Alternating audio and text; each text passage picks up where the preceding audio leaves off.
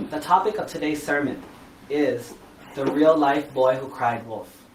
This is an ancient story that every culture has. Everyone talks about it because lying is a very big deal in many, many cultures. Now the story, as most of you know, goes very simply. A little boy was taking care of his sheep.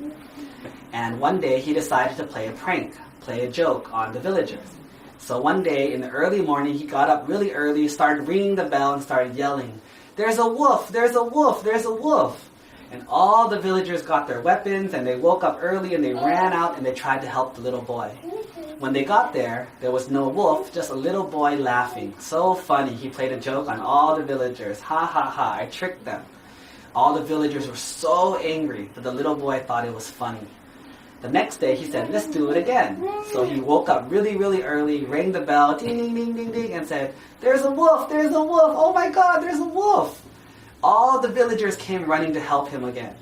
And this time, there was no wolf again. And so the little boy was laughing, "Ha ha ha ha, I tricked them." And he was having so much fun. And the villager says, "That was not funny. We don't appreciate that. We don't like this." On the third day, the little boy woke up early again. But today, he saw that there was a real wolf eating his sheep, killed half of all his sheep already. He was very scared. He didn't know what to do. So he rang the bell and said, help me, there's a wolf killing my sheep." Everyone woke up at the sound of the bell. But everyone says, "Wait a minute. This is the third time. I think the little boy is trying to trick me." And so they didn't believe him and they didn't go.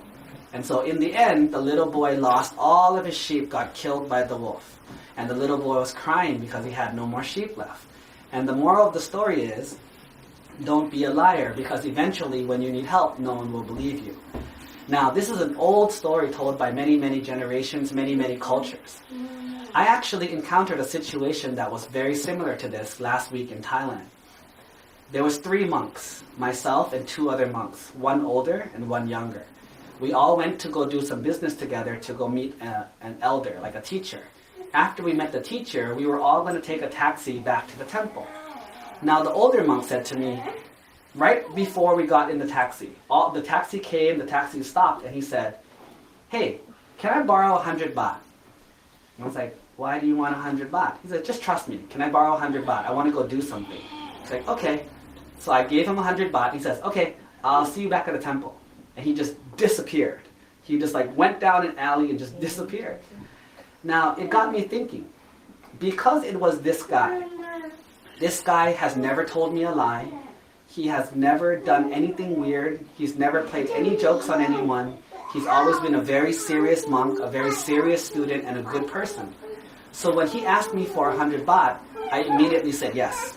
I never had any doubt that this guy would do anything bad. And when he disappeared down an alley, I still didn't think he would do anything bad. I trusted him because he's never done anything ugly or bad for me to see. However, if it was the other monk that I went with, if he had asked for 100 baht and disappeared down an alley, I would probably be pretty surprised. First of all, if he asked for 100 baht and said, "I have to go do something," I would probably ask him, "What? What are you going to do with my 100 baht?" "Oh, I'm going to save it for a taxi to go back to the temple myself." "Where are you going? What are you trying to do?" And it made me realize that even though we might be lying or not lying, even though we might be telling the truth or not telling the truth, it also depends on our history. What kind of person have we been? If we've been lying a lot, even when we try to tell the truth, ask for a favor or ask for help, people won't want to help you because they don't trust you. They don't remember you as someone who is trustworthy. But on the other end, if you are someone like the monk, which is also, if you want to know, he's Ajahn Pailat who usually stays at the temple with us. If you are someone like him who's always honest, always telling the truth, always doing something good, and always trying to help people, if you are someone like him and you ask for help, most people will say yes. So this is an example of a real life, the boy who cried wolf.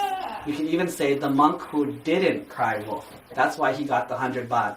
And that's why he was able to do whatever he wanted, and no one would doubt him because of his past honesty. So remember, the moral of this story is, be an honest person.